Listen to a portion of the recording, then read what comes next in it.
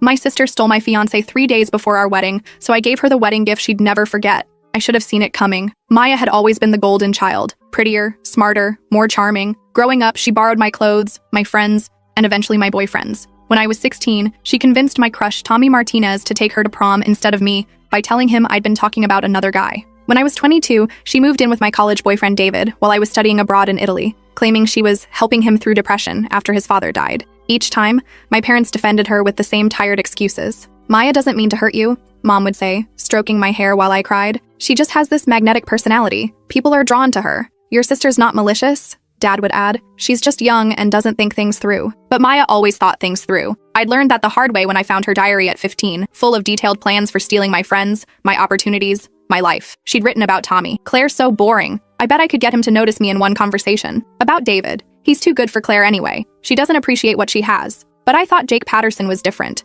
We'd been together for 4 years, engaged for 8 months. We'd met at a restaurant where I was waitressing to pay for nursing school, and he was working as a line cook with dreams bigger than his paycheck. Jake loved how I made him laugh during his worst kitchen disasters, scraping burned sauce off pans at 2 a.m. while he practiced new recipes. He loved how I supported his dreams of opening a restaurant, contributing my entire savings account, $23,000, to his business plan, when banks wouldn't give him a loan. He loved how I believed in him when his own family called him a failure for dropping out of college to attend culinary school. Jake had seen Maya manipulate men before. He'd been there during family dinners when she'd flirt shamelessly with my high school boyfriend Matt right in front of me, then claim she was just being friendly when I confronted her. He'd rolled his eyes at her wedding dress shopping commentary. Claire's so practical, but wouldn't something more form-fitting be better? You want Jake to be excited, not comfortable. He'd laughed when she'd accidentally spilled red wine on my engagement photos at last year's Christmas party, claiming the lighting made me look washed out and offering to retake them with her photographer friend. Your sister's exhausting, he'd told me after that party. I don't know how you put up with her constant drama. I'd defended Maya like always. She means well, she just doesn't have a filter. The rehearsal dinner was perfect. We'd rented the private dining room at Bella Vista,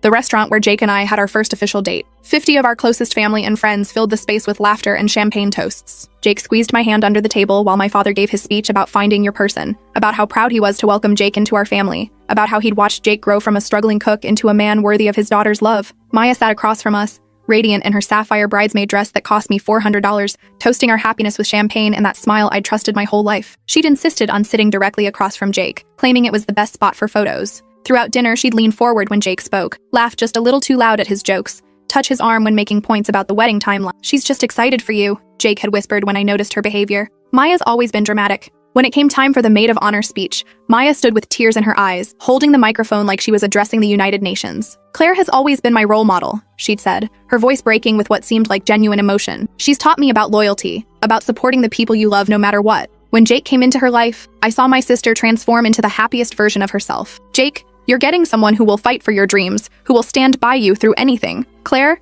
you're getting someone who sees how incredible you are. She'd raised her glass with a trembling hand. To Claire and Jake, may you always choose each other first, no matter what challenges come your way. The room erupted in applause. Jake kissed my cheek, whispering, your sister really loves you. I'd felt guilty for ever doubting Maya's intentions. 2 nights later, I couldn't sleep. Wedding nerves, I thought. Our big day was in 18 hours. I'd already laid out my dress, a vintage-inspired A-line with hand-sewn pearls that my grandmother had worn in 1952. I'd confirmed the final head count with the caterer, 147 guests. Double-checked that the rings were safely tucked in Jake's best man's pocket, and made sure the photographer knew about the special shot of my parents' wedding rings next to ours. My phone was set with alarms every hour to remind me to drink water and eat something. At 5 a.m., I gave up on sleep and decided to surprise Jake with coffee at his apartment, our last morning as an unmarried couple. I'd picked up his favorite dark roast from the 24-hour diner and grabbed fresh bagels. My key turned in his lock like it had hundreds of times before, the same lock I'd helped him install when he'd moved into the 1-bedroom apartment above Mrs. Chen's flower shop. I found them in his bed, my sister, my fiancé, the white silk lingerie I'd bought for our honeymoon, $300 worth of delicate lace from the boutique Maya had recommended, tangled around her ankles. The engagement ring I'd watched him save for, working double shifts for 8 months, gleaming on the nightstand next to empty champagne glasses, and what looked like leftover takeout from Russo's, the Italian place where we'd celebrated our 6-month anniversary. Maya saw me first. Instead of shame or surprise, I saw triumph in her eyes. She'd been waiting for this moment, planning for it. I was going to tell you, she said, sitting up slowly, not bothering to cover herself. Jake realized he chose the wrong sister. Jake scrambled for his boxers, stammering apologies about it just happening, about being confused, about still loving me somehow. His face was red with shame and panic, sweat beading on his forehead as he tried to find words that could possibly explain what I was seeing. Claire, this isn't what it looks like, he said, the most cliché lie possible. But Maya cut him off with a laugh that chilled my blood, the The same laugh she'd used when she told our parents I'd broken Mom's antique vase when we were 12. The laugh that meant she'd won again. Stop pretending you're sorry, Jake. We've been planning this for months. Tell her about the hotel room in Vegas when you went for that restaurant conference. Tell her about Christmas when you said my name in your sleep. Tell her about last week when you said you wished you'd met me first. My knees almost buckled. The Vegas conference was in March, 7 months ago. Christmas was at my parents' house where Maya had stayed in the guest room next to ours. Last week, when Jake had been distant and claiming work stress. Tell her about the loan, Maya continued, her voice getting stronger, more confident. Tell her how you're planning to use her savings to open a restaurant with me instead. The room spun. My $23,000. The money I'd saved working 60-hour weeks as a nursing assistant, picking up extra shifts during holidays, skipping meals to put away every possible dollar. The money that was supposed to fund our dream restaurant, Patterson's Place. Maya, stop, Jake said weakly, but she was on a roll now. Tell her about the apartment we looked at last week. The one with the big kitchen and the garden view. Tell her how we've been planning to leave right after the wedding, take her money, and start fresh in Portland. Portland. Jake had mentioned Portland recently, claiming a chef friend had offered him a job there. I'd encouraged him to consider it, thinking it might be good for us to start fresh somewhere new. Months. While I'd been ordering flowers and scheduling cake tastings, sending save the dates and choosing centerpieces, confirming RSVPs and finalizing seating charts, they'd been planning my humiliation. The late nights Jake claimed he was working at the restaurant, coming home smelling like perfume he said was from the female servers. The times Maya canceled our sisterly shopping trips because she had a date with someone she couldn't tell me about yet. The way they'd both been so helpful with wedding planning, insisting on handling the photographer and videographer themselves because they had connections who could save us money. We picked Chelsea Morrison, Maya had said about the photographer. She's incredible with candid shots. She'll capture every moment. Now I understood why. I walked out without a word. They were still calling my name as I descended the narrow stairs, Jake's voice breaking as he begged me to listen, Maya's sharp and demanding as she told him to let me go. Claire, please, Jake shouted from his window as I got in my car. Let me explain. I drove away slowly, watching him in my rearview mirror as he stood half naked in his window, probably realizing his life was about to implode. For the next 6 hours, I sat in my car at Sunset Beach, the place where Jake had proposed 13 months earlier. He'd planned an elaborate sunset picnic, complete with my favorite Thai food and a playlist of songs that meant something to our relationship. When he'd gotten down on one knee, he'd talked about building a life together,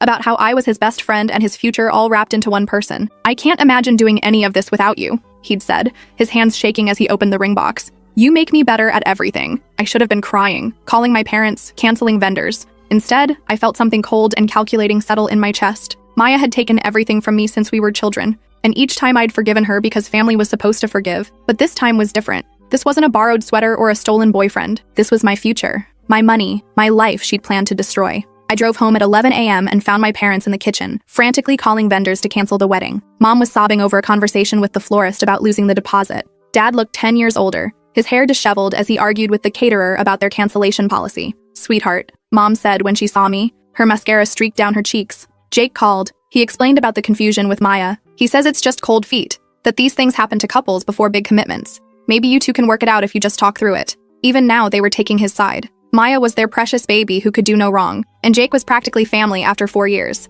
I was just the wounded party who needed to be more understanding. There's no confusion, I said calmly, setting my purse on the counter. The wedding is still happening tomorrow, just not the way anyone expects. My parents exchanged worried glances. Dad cleared his throat. Honey, maybe you're in shock. This is a lot to process. Why don't you sit down and we can figure out how to move forward? I'm not in shock, I said, pouring myself a glass of water with steady hands. I'm thinking clearly for the first time in months. And I said the wedding is still happening. I locked myself in my childhood bedroom and got to work. First, I called my cousin Derek, who worked in tech security for a company that protected celebrities from stalkers and corporate espionage. Derek had always been my favorite relative. 3 years older, wickedly smart, and someone who'd never fallen for Maya's manipulation. When we were kids, he'd been the only one to call her out when she'd lie about breaking things or stealing money from our grandmother's purse. I need a favor, I said when he answered. Remember when you said I could ask for anything after I helped you through your divorce? Derek's ex-wife had tried to take him for everything, including his dog and his grandmother's wedding ring. I'd spent 3 months helping him document her affair and her attempts to hide assets. When the divorce was final, he'd gotten full custody of his dog and kept everything she'd tried to steal.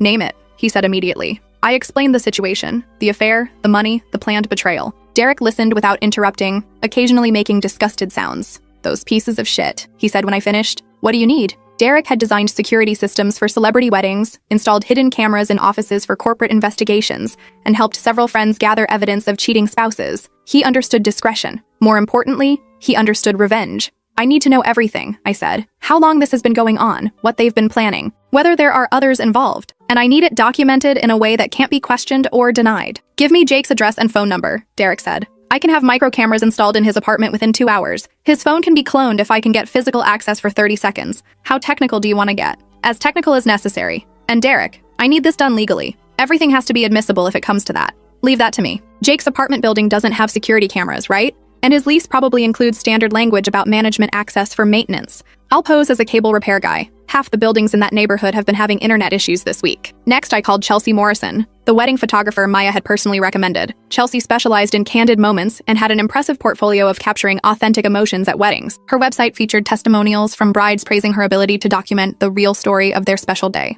Chelsea, this is Claire Richardson. You're photographing my wedding tomorrow. Oh my God, Claire, I'm so excited. Maya's told me so much about you. Are you having pre-wedding jitters? You sound a little stressed. Interesting. Maya had told her about me. Actually, I'm calling because there's been a change in plans. I have a very specific shot list for tomorrow, and I need to know you're willing to capture some unconventional moments. Of course, I pride myself on getting the shots other photographers miss. What did you have in mind? I need you to document everything that happens tomorrow. Everything. Even if it seems inappropriate or uncomfortable. Especially if it seems inappropriate or uncomfortable. Can you do that? There was a pause. Maya mentioned you might want some dramatic shots. She said you're really into authentic storytelling. I'm totally on board. Should I bring extra memory cards? So Maya had been planning this for a while, setting up her friend to document my humiliation. Perfect. Bring everything you have. And Chelsea, there might be some video components to tomorrow's event. Are you comfortable with live streaming? Absolutely. I do a lot of social media integration. Will this be going on Instagram stories or Facebook Live? Something like that. One more thing. I need you to keep this conversation between us. The surprise elements won't work if word gets out. Your secret's safe with me. Maya always said you were more creative than people give you credit for. After I hung up, I sat staring at my phone. Maya had been planning this humiliation for months, setting up her photographer friend to capture my breakdown. She'd probably imagined viral videos of me sobbing at the altar, content that would follow me forever. Then I made the hardest call of all. Mrs. Patterson? I said when Jake's mother answered on the second ring. It's Claire. I have something important to tell you about tomorrow's wedding. Jake's mother, Patricia, had never liked Maya. She called her that manipulative little peacock after Maya had flirted shamelessly with Jake's married brother at our engagement party, complete with hair flipping and inappropriate touching while his wife was in the bathroom. Mrs. Patterson was old-school Baptist with strong opinions about moral behavior and women who threw themselves at taken men. What's wrong, dear? She asked, immediately picking up on my tone. You sound upset. I told her everything. About finding them together. About the months of lies. About how they'd planned to humiliate me at my own wedding and steal my savings. About the apartment in Portland and the restaurant they wanted to open with my money. The silence stretched so long I thought she'd hung up. I could hear her breathing, short and sharp, like she was trying to control herself. Those sinful children, she finally whispered, her voice shaking with rage. After everything you've done for that boy, after you supported him through culinary own save, after you when his own father called him a worthless. Jake's father had been particularly brutal during family dinners, constantly comparing Jake to his successful older brother who worked in finance. I'd spent countless evenings building Jake back up after his father tore him down. Mrs. Patterson, I have a plan, I said, but I need your help. Tell me what you need, sweetheart. That boy has been heading for a fall his whole life, and Maya's exactly the kind of woman who'll drag him straight to hell. Mrs. Patterson had been waiting 30 years to put someone like Maya in her place. She'd grown up in a small southern town, where women who stole other women's men were dealt with swiftly and publicly. She understood the value of a good, old-fashioned reckoning. I explained my plan. Mrs. Patterson listened, occasionally making approving sounds. You're sure this is legal? She asked when I finished. Derek's handling the technical aspects. Everything will be documented properly. And technically, I'm not doing anything except allowing the truth to come out at my own wedding. Good. Jake needs to learn that actions have consequences, and Maya needs to understand that not everyone will just roll over and let her take what she wants. There's one more thing, I said. I need you to make sure Jake shows up tomorrow. If he tries to run or cancel, this won't work. Oh, he'll be there, Mrs. Patterson said grimly. I'll make sure of it. That boy owes you an explanation in front of everyone who came to support your relationship. The least he can do is face the music. The morning of my wedding, I woke up at 6 a.m. feeling calmer than I had in months.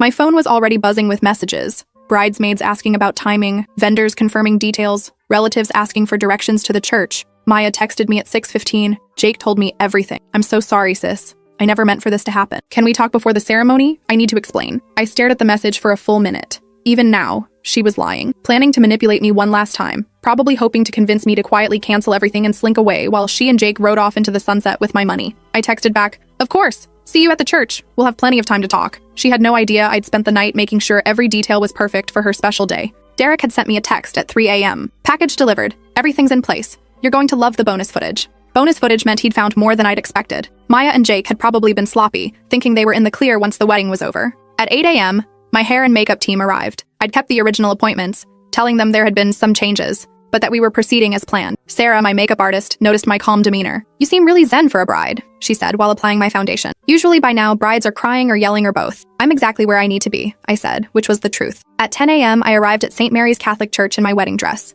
The guests were already arriving. 200 people who'd taken time off work, bought gifts, booked hotel rooms, and traveled from as far as California to celebrate what they thought was my happily ever after. I could see Jake's college roommates in the parking lot, laughing and adjusting their ties. My nursing school friends were clustered near the entrance, admiring the flower arrangements I'd spent months selecting. Maya waited in the bridal suite, wearing the sapphire bridesmaid dress that cost me $400. She looked nervous for the first time in her life, fidgeting with her hair and checking her reflection obsessively. When I walked in, she jumped up like she'd been caught doing something wrong. "Claire, I need to explain." "No explanation needed," I said, adjusting her hair with gentle hands. "You want Jake? You can have him." Her face lit up with relief and victory, the same expression she'd worn when she'd convinced our parents to let her have my bedroom when I left for college. "Really? You're not mad? How could I be mad?" I smiled serenely. "You're my sister. If you think Jake is your soulmate, who am I to stand in the way of true love?" Maya practically glowed. She'd gotten everything she wanted without consequences. Again. In her mind, I was the same pushover sister who'd always rolled over whenever she wanted something. "You're being so mature about this," she said, hugging me carefully to avoid messing up our makeup. "I was worried you'd make a scene." "Me? Make a scene?" I laughed. "When have I ever made a scene?" "Never," she said quickly. "You've always been so reasonable. That's why Jake and I knew you'd understand eventually. There's just one tiny change to the ceremony," I said casually, helping her touch up her lipstick. "Since you two are so in love, I thought you should be the one to walk down the aisle today." Maya's eyes widened. "What do you mean?" "I've arranged for you to marry Jake instead. Right now. In front of everyone." The color drained from her face. "Claire, we can't just—" "Why not? You love him. He loves you. Everyone's already here. The flowers are paid for, the cake is ready, the photographer is set up, and I've arranged for a very special documentation of your big moment." I could see her mind racing. This wasn't how she'd planned to steal my fiancé. She wanted to do it slowly, carefully, making herself look like the innocent victim who'd been swept away by unexpected love. She wanted to be the tragic heroine of a romance novel, not the homewrecker who stole her sister's wedding. "But what will you tell everyone?" she asked weakly. "The truth," I said simply. "That my sister and my fiancé found their soulmate in each other. That I'm stepping aside for true love. That everyone should witness the beginning of your beautiful life together." Maya knew she was trapped. If she refused, she'd look like the manipulative homewrecker she was. If she accepted, she'd be married to Jake before she could think through the consequences. And backing out now would require explaining to 200 guests why she couldn't marry the man she'd been having an affair with for months. "Where is Jake?" she asked, her voice barely above a whisper. "Getting ready in the men's suite. He's so excited to marry you, Maya. He kept talking about how you're everything he ever wanted in a woman." That was a lie. Jake had spent the morning texting me frantically, begging to talk, promising it was all a mistake. He'd called 17 times between 6 and 8 a.m. before I'd blocked his number. I'd forwarded all his messages to Maya instead, along with a note. "Your groom seems nervous. Maybe you should comfort him." 20 minutes later, Maya stood at the back of St. Mary's in a hastily altered wedding dress borrowed from our cousin Jennifer, who was conveniently the same size and had brought her dress for photos. The congregation murmured in confusion as Pastor Williams stepped to the microphone. "Due to unexpected circumstances," Pastor Williams said carefully, reading from the script I'd given him, "we're celebrating the union of Jake Patterson and Maya Richardson today, instead of Claire Richardson and Jake Patterson." The murmurs grew louder. I sat in the front row next to my parents, who looked mortified and confused. Dad kept whispering urgent questions that I answered with serene smiles and vague responses about love finding a way. Maya's smile was brittle as she walked down the aisle to Jake, who stood at the altar looking like he might vomit. He kept glancing at me desperately, probably hoping I'd stop this insanity. The organist played "Here Comes the Bride," while the congregation watched the strangest wedding ceremony they'd ever attended. Chelsea, the photographer, snapped away enthusiastically, just as I'd requested. She'd positioned herself perfectly to capture both Maya's forced smile and Jake's obvious distress. When Pastor Williams asked if anyone objected to the union, I could feel 200 pairs of eyes on me. The silence stretched for what felt like hours. I smiled serenely and gave a small, encouraging nod for the ceremony to continue. "Jake," Pastor Williams said, consulting his notes, "do you take Maya to be your lawfully wedded wife, to have and to hold, for richer or poorer, in sickness and health, for as long as you both shall live?" Jake glanced at me one more time, his eyes pleading. I maintained my serene expression. He had no choice now. His mother was glaring at him from the second row. 200 guests were waiting for his answer. Maya was gripping his hand so tightly her knuckles were white. "I do," he croaked. "Maya, do you take Jake to be your lawfully wedded husband, to have and to hold, for richer or poorer, in sickness and health, for as long as you both shall live?" Maya hesitated for just a moment, probably realizing that, for richer or poorer, might not work out the way she'd planned, but she lifted her chin defiantly, putting on the performance of her life. "I do. You may kiss the bride." The kiss was awkward and brief, more of a peck than a passionate embrace. Chelsea captured it all, along with the uncomfortable expressions of the wedding party and the confused murmurs of the guests. During the cocktail hour, I played the perfect gracious sister. I moved through the crowd explaining that love had simply found a different path, that I was thrilled to see my sister and Jake together, that sometimes the universe had different plans than we did. "You're handling this so well," said Mrs. Chen, Jake's elderly neighbor, who'd known him since he moved into the apartment above her flower shop. "Most women would be devastated. Maya and Jake belong together," I said with a serene smile. "I can see that now. Sometimes it takes a dramatic moment to reveal the truth." Jake's college friends looked bewildered but went along with it. Maya's sorority sisters seemed impressed by what they saw as a romantic twist worthy of a reality TV show. The older relatives whispered among themselves, clearly shocked but not wanting to cause a scene. Maya and Jake sat at the head table during dinner, looking increasingly uncomfortable as reality set in. They were married, to each other, with no prenup, in front of everyone they knew. Jake kept checking his phone, probably looking for an escape route that didn't exist. Maya maintained her brilliant smile, but I could see the panic growing in her eyes. The dinner was exactly what I'd planned for my wedding with Jake. Salmon with lemon caper sauce, roasted vegetables, wild rice pilaf. The cake was still the 3-tier vanilla and raspberry creation I'd spent hours designing with the baker. Even the flowers were the same, white roses and baby's breath that I'd chosen because they reminded me of my grandmother's garden. Everything was perfect for Maya's special day. That's when I stood up to reveal my wedding gift. "Before we cut the cake," I announced, tapping my champagne glass with a silver knife, "I have a special surprise for the happy couple." The room quieted as the guests turned their attention to me. Maya and Jake looked confused but expectant, probably thinking I was about to give some tearful speech about stepping aside for true love. "As most of you know," I continued, "Maya and Jake's love story has been developing for quite some time. I thought it would be wonderful to share that journey with all of you." The lights dimmed and a large screen descended from the ceiling, the same screen we'd rented for a slideshow of childhood photos and romantic moments. Derek had positioned himself at a corner table, laptop open, ready to run the presentation. "Chelsea has done an amazing job documenting their relationship," I said, gesturing to the photographer who was still snapping away. "But today, I want to share some earlier footage that really captures the depth of their connection." The video began with Maya and Jake in bed together in his apartment, not from the night I caught them, but from 3 months earlier. Derek's hidden cameras had captured everything in crystal clear HD. The footage showed them laughing about how clueless I was, planning their strategy for breaking up with me after the wedding. "Claire's always been so trusting," Maya said in the video, stretched out naked on my fiancé's bed. "She has no idea we've been planning this since March." The room went dead silent.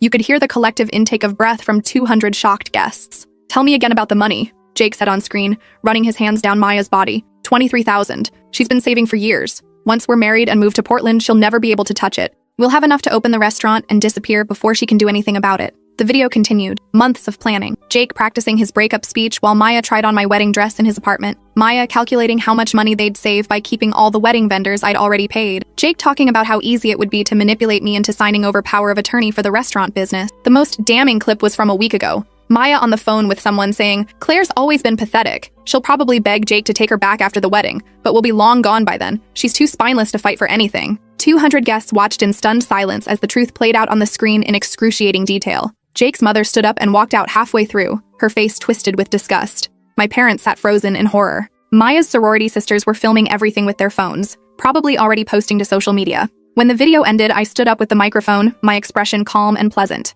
"Surprise," I said brightly. I thought everyone should know what kind of love story they were celebrating today. The room erupted. Guests began standing and leaving, some throwing their napkins on their tables in disgust. Jake's groomsmen looked ready to fight him. Maya's face was buried in her hands as her new mother-in-law's friends filed past, muttering about moral decay and the downfall of family values. But I wasn't finished. "One more gift," I announced as the chaos swirled around us. Derek stood up from his corner table and nodded. Every phone in the room received the same text message simultaneously, a link to a private website where the full video was posted, along with screenshots of Jake and Maya's text messages planning my humiliation and their financial betrayal. "Just so everyone can remember this special day," I said sweetly. The website includes all the footage Derek collected over the past week, including some lovely conversations about how they plan to disappear to Portland with my life savings. "And Maya, sweetheart, you might want to check your social media. I've already tagged everyone we know." Maya looked at her phone and screamed. The video was spreading across Facebook, Instagram, and TikTok, faster than she could delete notifications. Derek had made sure it would be impossible to remove. He'd uploaded it to multiple platforms simultaneously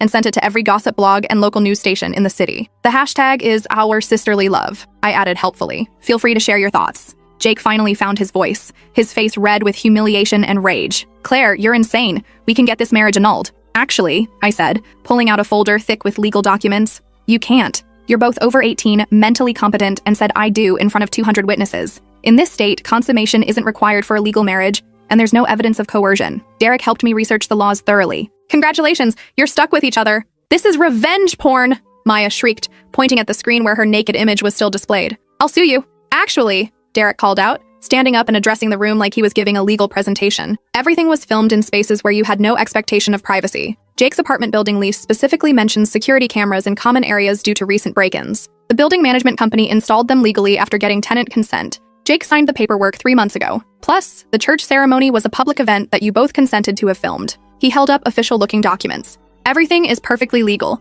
I have the permits, the consent forms, and the legal opinions to prove it. Jake grabbed Maya's arm, his knuckles white with fury. We're leaving. Good idea, I said cheerfully. Your honeymoon suite at the Hilton is already paid for. Non-refundable, unfortunately. The penthouse package with champagne and rose petals. I thought you'd appreciate the irony. As they fled through the kitchen to avoid the angry guests and the photographers who'd started arriving after Derek's social media posts went viral, I heard Maya screaming at Jake about ruining her life. This is all your fault, she shrieked. You said she was stupid. You said she'd never fight back. You're the one who wanted to steal her money, Jake yelled back. You said it would be easy. Their voices faded as they disappeared into the parking lot, leaving behind a room full of stunned guests, abandoned wedding gifts, and a 3-tier cake that would go untouched. The cleanup took 2 hours. Guests left in small groups, many stopping to apologize to me for not seeing through the deception sooner. Jake's college friends seemed particularly ashamed. They'd suspected something was off but hadn't said anything because they didn't want to get involved in relationship drama. We should have told you, said Mike, Jake's roommate from culinary school.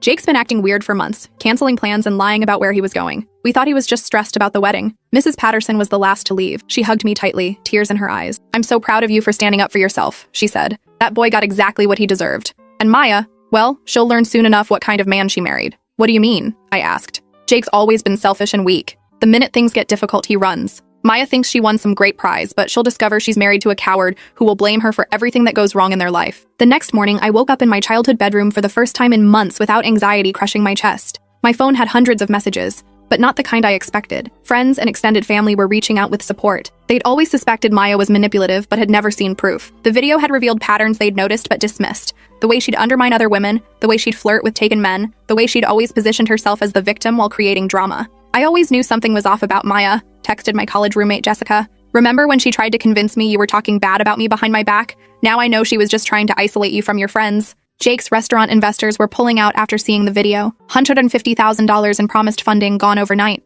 Maya's employer, a conservative law firm that specialized in family values, had fired her for moral turpitude and behavior inconsistent with the firm's Christian principles. The best message came from Jake's brother David. Thank God you dodged that bullet. Jake's been a selfish jerk since we were kids, and Maya's perfect for him. 2 narcissists deserve each other. Mom's never been happier to be wrong about someone. 3 months later, I got a text from Maya. I want a divorce. Jake's a nightmare and everyone treats us like pariahs. Please help me. I'll pay back the money. I screenshotted it and posted it on social media with the caption, "Some people never learn. P.S. What money? I never gave you any money." The comments were brutal. People who'd watched the wedding video had shared it with their friends, and it had gone viral beyond our local community. Maya and Jake had become internet famous as the worst people ever and proof that karma is real. A year later, Maya and Jake were still married, not because they wanted to be, but because neither could afford a divorce lawyer. Their reputations were ruined, their careers destroyed. They'd moved to 3 different states, but Derek's video followed them wherever they went. Social media algorithms made sure that anyone who searched their names found the wedding footage. Maya had to change her name legally and was working as a cashier at a gas station in Wyoming. Jake was washing dishes at a truck stop diner,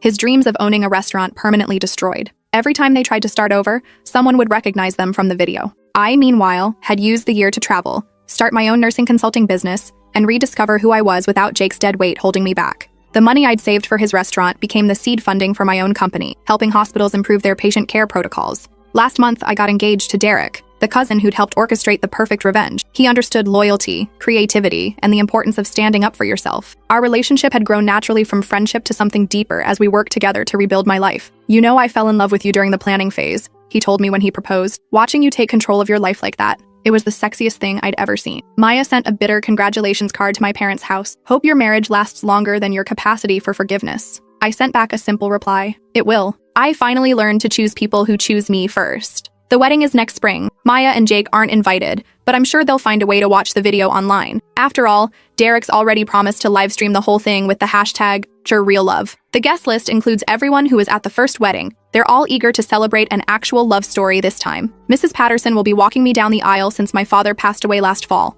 Even Jake's college friends are coming, bringing their wives who want to meet the woman who exposed those cheaters. The best part? Every vendor from the original wedding has offered their services for free. The photographer, the florist, the caterer. They all want to be part of a real celebration after being unwitting participants in Maya and Jake's deception. This time, the cake designer told me, we're making something sweet enough to wash away the bitter taste of last year's disaster. I couldn't agree more.